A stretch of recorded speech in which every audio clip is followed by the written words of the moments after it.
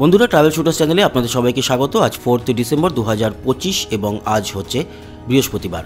আজকের আবহাওয়ার খবর নিয়ে আপনাদের সঙ্গে আপডেট দিতে চলে এলাম। দ্বিতীয় ঘূর্ণিঝড় সে কিন্তু একেবারে শেষ হয়ে গেছে, যদিও ছিটেফোঁটা কিছুটা মেঘ এখনও দক্ষিণ ভারতে রয়েছে। কিন্তু আমাদের বাংলার আবহাওয়া কীরকম? ঠান্ডা কিন্তু বেড়েছে। শনিবার থেকে ঠান্ডা আরও বাড়তে চলেছে আমাদের দক্ষিণবঙ্গে। কীরকম থাকবে সমস্তটা আলোচনা করব এবং খুব সংক্ষেপে। দেখুন, এই মুহূর্তের উপগ্রহ চিত্র বলছে পশ্চিমবঙ্গ, বাংলাদেশ, ত্রিপুরা, আসাম একেবারে মেঘমুক্ত আকাশ। তবে দক্ষিণবঙ্গের আকাশে কিছুটা সাদা পেঁজা তুলোর মতো মেঘ আপনারাও হয়তো লক্ষ্য করতে পারছেন।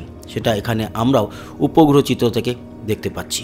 চলে আসি, নতুন কোনো ঘূর্ণাবর্ত তৈরি হচ্ছে কি না বঙ্গোপসাগর কিংবা আরব সাগরে। আজকে 4 ডিসেম্বর। আগামী দিনগুলো যদি আমরা দেখি তাহলে কারসেড একেবারে 18 তারিখ অবধি যে আপডেট রয়েছে আমাদের কাছে, 18 তারিখ অবধি নতুন কোনো ঘূর্ণাবর্ত দুই সাগরে তৈরি হচ্ছে না। চলে আসবো বৃষ্টির খবরে। বৃষ্টি ও বজ্রমুডে দেখে নেব। দক্ষিণ ভারতে এখনও কিছুটা বৃষ্টি হচ্ছে, কিন্তু আমাদের বাংলার আকাশ পরিষ্কার, যেরকমটা উপগ্রহ চিত্র থেকে দেখলাম।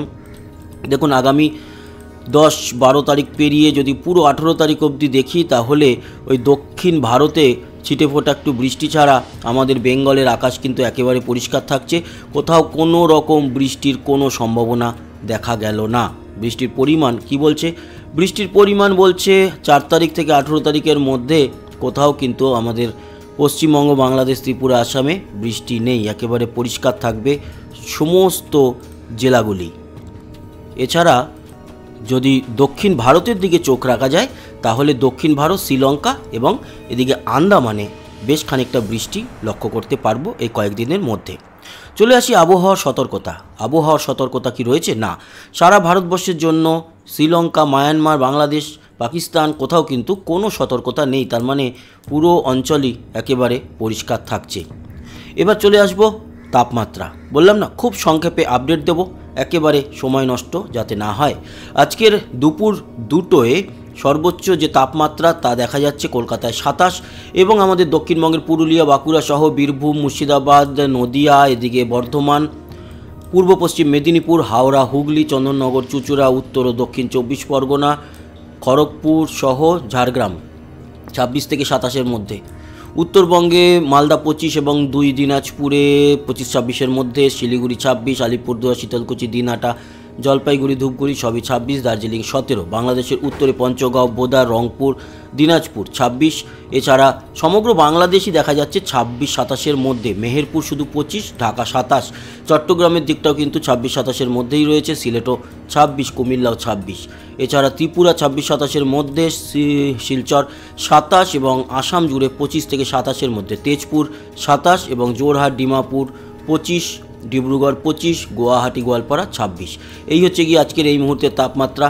কাল ভোর রাতে কতই যাবে সেটাও দেখে নেব। আগামীকাল 5 ডিসেম্বর ভোর রাতে তাপমাত্রা কতটা নিচে নামছে? কলকাতাতে 16। এছাড়া পুরুলিয়া, বাঁকুড়া, পুরুলিয়ায় 12, বেশ ঠান্ডা, বাঁকুড়ায় 14। এছাড়া বীরভূম জুড়ে 14 থাকবে, 13 থাকবে, মুর্শিদাবাদ, নদিয়াও মোটামুটি 13-14-র মধ্যেই, হাওড়া, হুগলি 14-র মধ্যে থাকবে, আরামবাগ মানে সেটাও হুগলি 14-র মধ্যে, বর্ধমান 14।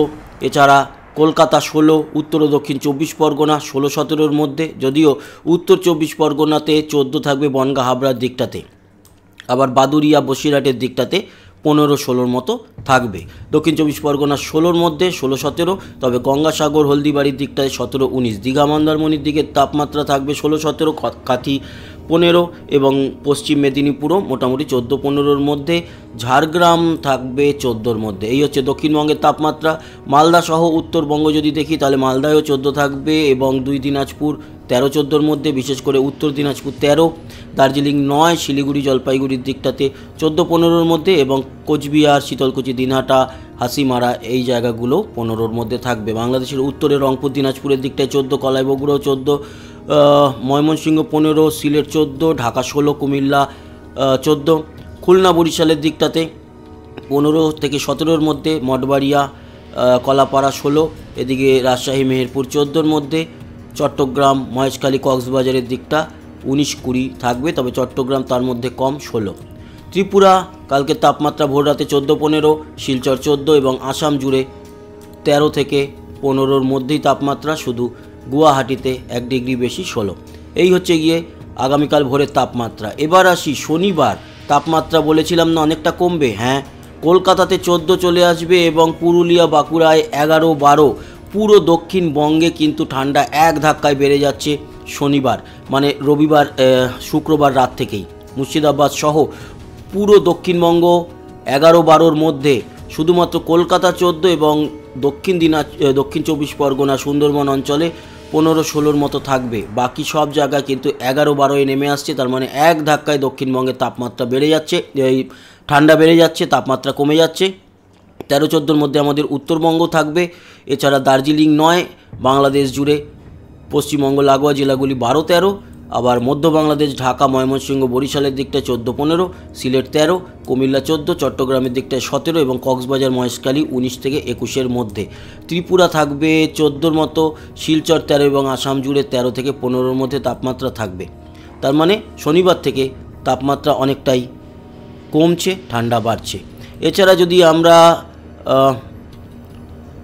5 তারিখ মানে শুক্রবার কালকে রাতের দিক থেকে দেখি, কাল রাতের দিক থেকেই কিন্তু তাপমাত্রা হু করে কমা শুরু করবে এবং রাত্রি 11টা-12টার দিকেই 17-এ পৌঁছে যাবে। তারপরে ভোর রাতের দিকে যেরকমটা বললাম 14-এ পৌঁছে আসবে কলকাতার তাপমাত্রা, বাকি সবই 11-12-এ পৌঁছে যাচ্ছে।